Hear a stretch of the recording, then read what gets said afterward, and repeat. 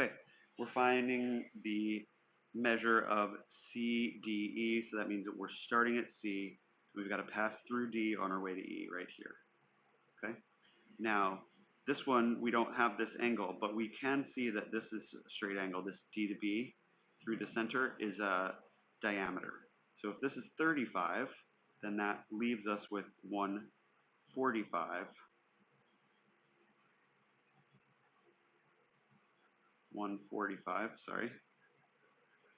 Okay, for that angle. So now if we go from C to D to E, what we are doing is we have the addition property of arcs and angles. So 145 plus the 27 from right here.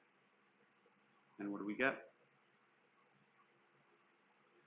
2 carry the 1, 7, 172 degrees D.